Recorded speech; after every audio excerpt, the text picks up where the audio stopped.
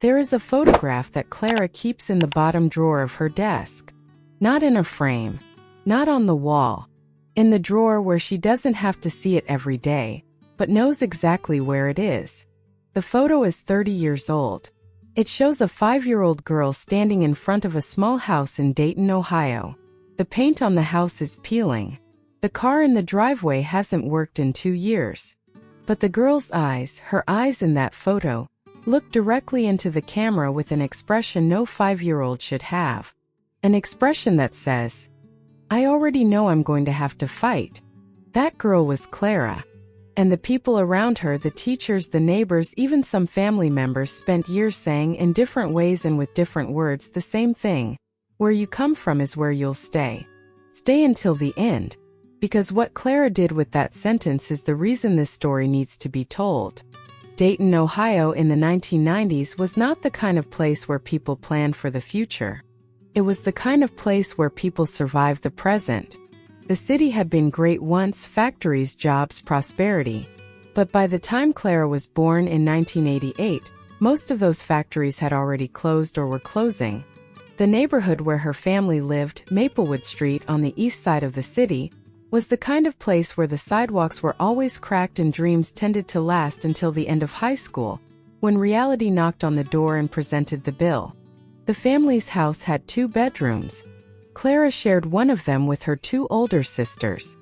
Her mother, Ruth, worked the morning shift at a hospital, not as a doctor, not as a nurse, but as a cleaning auxiliary.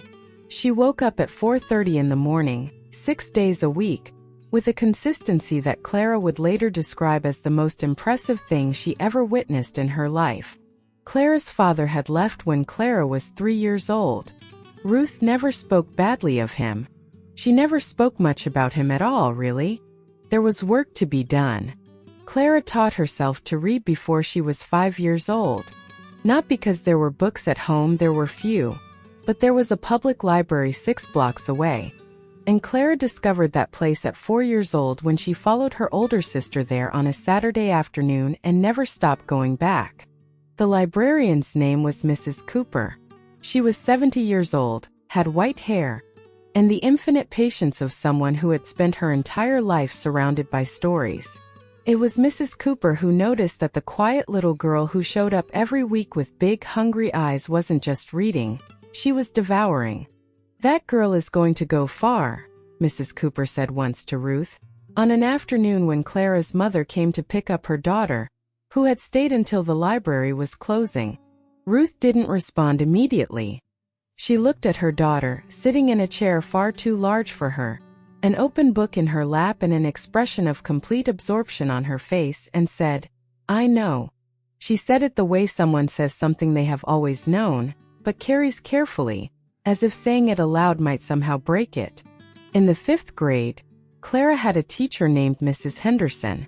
Mrs. Henderson was the kind of person who had decided, long before Clara walked into her classroom, what each student was capable of, and more importantly, what they were not. Clara was 10 years old when Mrs. Henderson called her in to talk after class. There was an essay on the desk, an essay that Clara had written about what she wanted to be when she grew up. She had written that she wanted to be a doctor. Mrs. Henderson looked at Clara for a long moment before speaking. "Clara," she said, with the tone of someone who believes they are doing you a favor, "you need to be realistic about your options. There are very good careers that are more appropriate for girls in your situation." Clara was 10 years old. She didn't respond immediately. She took the essay back, folded it carefully, put it in her backpack, and when she got home that afternoon, she went to the bedroom she shared with her sisters, opened her notebook, and wrote the word realistic in large letters, and crossed it out. To understand Clara, you need to understand Ruth. Ruth had arrived in Dayton at 18 years old, coming from an even smaller town in rural Tennessee, with one suitcase, $70, and the firm conviction that honest work always found its way. That conviction had been tested in ways that Ruth never detailed out loud. There were nights when Clara would wake up late and see the kitchen light on. She would come downstairs silently and find her mother sitting at the table, bills spread out in front of her, going over the numbers again and again with a pen and a notepad. Calculating.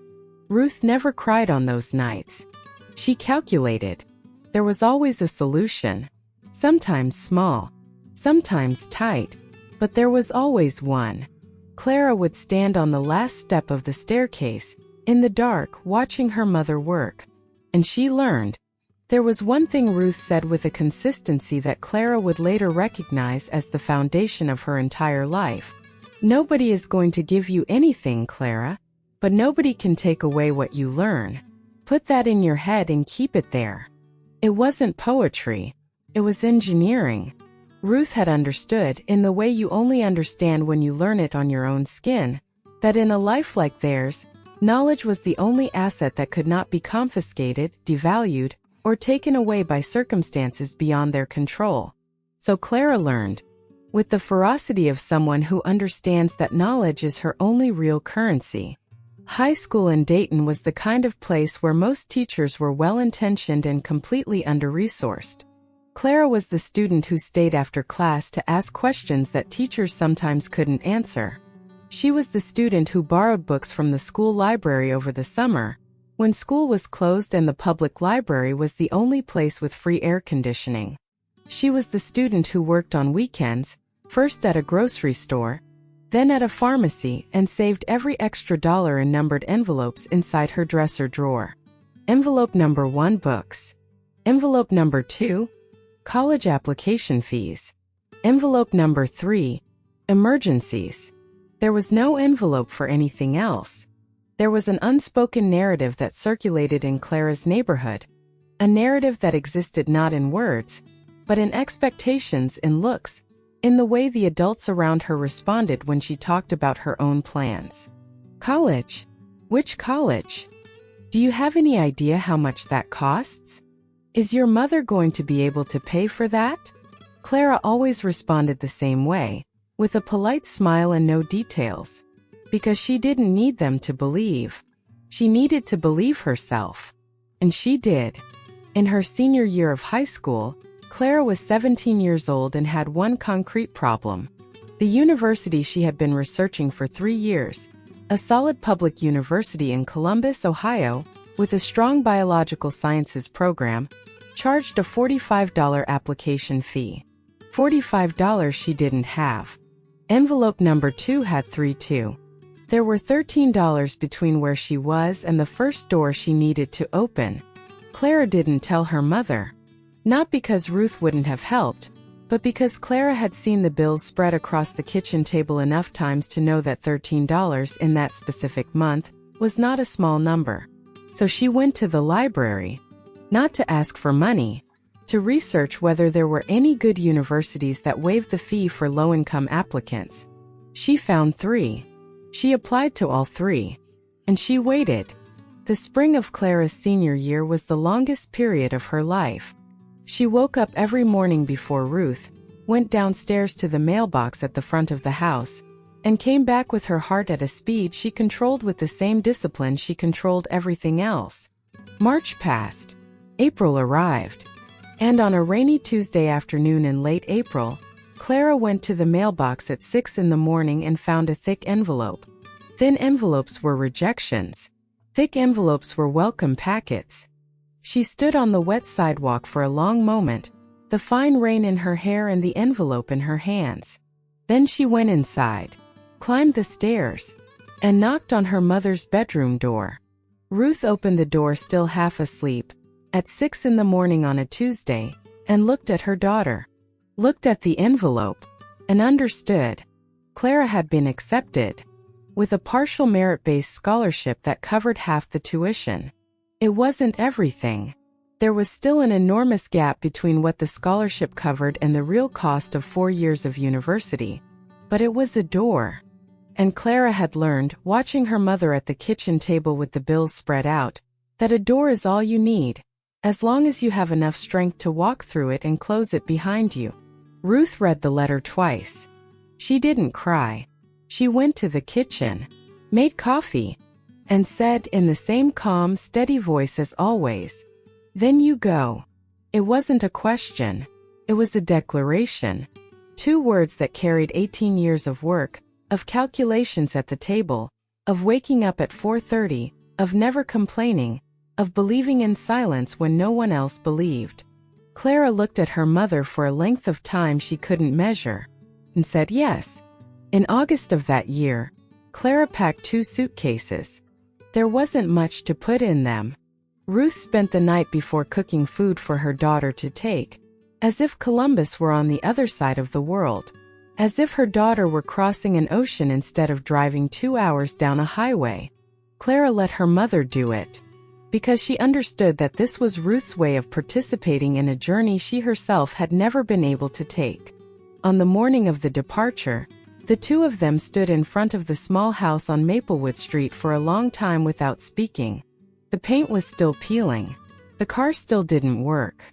But there was something different about that morning, something in the air, in the light, in the way the 2 of them stood side by side in silence. "Don't look back," Ruth said finally. It wasn't cruelty.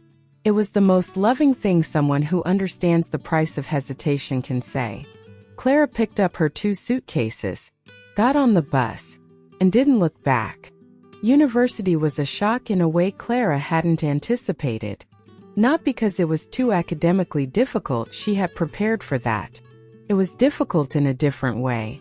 It was the shock of arriving somewhere where most of the people around her had grown up with things she hadn't even known it was possible to have.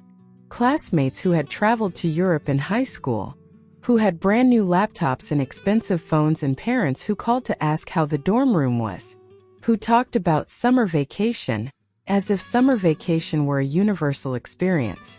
Clara worked 20 hours a week at a campus cafe to cover what the scholarship didn't. She woke up at 5 in the morning to study before her shift. She slept 6 hours. She repeated. There were nights when the loneliness had a specific quality, not the loneliness of having no one around, but the loneliness of being in a place where no one around you quite understood where you came from, where the references didn't match, where the childhood stories didn't have the same starting points. Clara carried this with her like one more weight that needed managing, not resolving, just managing. Until she met Dr. Patricia Wells. Dr. Patricia Wells taught cell biology in the 2nd semester of freshman year. She was 52 years old, had short gray hair, and a reputation for being demanding to the point of being feared by most students. Clara didn't fear her. She asked the questions others were afraid to ask. She stayed after class. Not to impress, to understand. One day in November, after a particularly difficult lecture on cellular mechanisms, Dr. Wells called Clara before she could leave. "Where are you from?" she asked. "Dayton," Clara said. Dr. Wells was quiet for a moment. "I'm from Cleveland," she said. "My mother worked in a factory." That was all. 2 sentences. But Clara understood what was being said, the way 2 people recognize, without needing more words, that they came from the same kind of place. Dr. Wells became the first person in Clara's academic life who saw not just what she was, but where she had come from to become it, and how much that distance represented. In her sophomore year, Dr. Wells called Clara in for a conversation. There was a summer research program, competitive, partially paid, designed for high-performing, low-income students. "You should apply," Dr. Wells said. "I need to work in the summer," Clara replied. "I need the money from the cafe."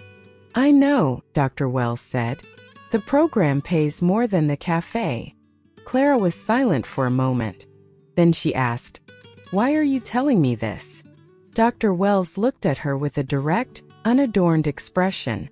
"Because someone should have told me when I was 19. And no one did." Clara applied. She was accepted. And that summer changed everything. The research program was housed in a university laboratory that had partnered with a biotechnology company in Chicago. Clara spent 3 months immersed in real work, not academic exercises, not hypothetical tests, but research with direct application, alongside professionals who did this as a career and not as a rehearsal. She discovered 2 things about herself that summer. The first, she was extraordinarily good at what she did. Not just good, there was something in the way her mind organized problems, found patterns, built hypotheses from incomplete data, that made senior researchers stop and pay attention. The second, she had spent her entire life underestimating the size of the space she was capable of occupying. Not from a lack of ambition, from an excess of caution learned in a neighborhood where big dreams tended to end in bigger disappointments. That summer was the first place in Clara's life where no one knew where she came from, where she was only what showed up in the work she delivered. And what showed up was extraordinary. Clara graduated in 4 years. With distinction. With a letter of recommendation from Dr. Wells that, as Clara learned years later, described her as the best student I have advised in 23 years of teaching. She went on to a doctoral program in Chicago, one of the best universities in the country for her field. She moved to a new city with 2 suitcases, the same number she had left Dayton with. But the woman carrying those suitcases was different. Not different on the outside, there was still the same tight budget, the same calculations, the same 20-hour work weeks to cover what the scholarships didn't. Different on the inside. There was something that had taken hold in that Chicago laboratory during the summer of her sophomore year. A certainty about her own worth that no unpaid bill, no tuition gap, no comment from any Mrs. Henderson could ever reach again. Clara's story doesn't hide the hard nights. It would be dishonest to do so. There were nights of doubt, the specific kind of doubt that surfaces when you are the first person in your family to go to university, and there is no one to compare your own experience with. There were nights when she called Ruth at 10 o'clock at night after work before studying, and her mother picked up on the second ring, always regardless of the hour. Ruth never asked if it was hard. She asked what Clara had eaten that day. And there was something in that question, that specific, practical, completely loving question, that always put Clara exactly where she needed to be. 5 years after arriving in Chicago, Clara defended her doctoral dissertation. The committee was made up of 5 professors. She had spent 3 years preparing that work. It was a study on cellular resistance mechanisms with direct application to oncological treatments. She presented for 40 minutes with the composure of someone who knows every inch of her own work. When the committee stepped out to deliberate, Clara was alone in the room for a moment. She thought of Ruth, at 4:30 in the morning, with the bills spread across the table, calculating. When the committee returned and the chair announced her approval with highest honors, Clara thanked them with composure. She waited until she was outside the building to let herself smile. Outside, in the cold Chicago air with the wind coming off Lake Michigan, she stood on the sidewalk and let the smile happen completely. That kind of smile that isn't a performance for anyone, just for yourself. Then she called Ruth. Her mother picked up on the second ring. "So," Ruth said, no preamble, the way someone asks who already knows the answer but wants to hear it. "I passed, Mom." 2 seconds of silence. "I know," Ruth said. And Clara laughed. 2 years after the defense, Clara went back to Dayton for a visit. The city had changed less than she had. Maplewood Street looked the same. The house's paint looked better. She had sent money to have it repainted 2 years earlier. The first time she had extra money to do that. Ruth was on the porch when Clara arrived. The 2 women stood in silence for a moment, looking at each other with the dense familiarity of people who have built something together over years without ever needing to name exactly what they were building. "The house looks nice," Clara said. "It does," Ruth agreed. They went inside. Ruth made coffee. And they sat at the same kitchen table where the bills had been spread out so many times, where the light had stayed on late into the night, where a little girl had stood on the last step of the staircase in the dark, watching her mother calculate and learning. Clara stopped by the public library during that visit. Mrs. Cooper had retired years earlier, but the current librarian, a young woman in her mid-20s, knew exactly who Clara was the moment she walked in. "Mrs. Cooper used to talk about you," she said, every time anyone asked about notable readers who had come through here. Clara stood in the middle of the library for a long moment. She looked at the shelves, at the tables, at the chairs too large for small children. She thought about the 4-year-old girl with the big hungry eyes. She thought about how much that place had cost nothing, and how much it had been worth everything. The people who told Clara where she would end up were partly right about one thing: where you come from matters. But not in the way they believed. Where Clara came from did not limit where she arrived. Where Clara came from was the fuel that got her there. Poverty didn't make her smaller. It made her more efficient with what she had. The lack of resources didn't limit her ambition. It made her more creative in the way she reached for it. The Mrs. Henderson who told her to be realistic didn't break her. She gave her a word to cross out, and the act of crossing out that word became the founding gesture of everything that came after. And Ruth who woke up at 4:30, who calculated in silence, who never complained, who said, "Then you go," in 2 words that carried 18 years. Ruth didn't teach her to dream. Ruth taught her something far more valuable. Ruth taught her to work while she dreamed. Today Clara directs a research laboratory at a university in Chicago.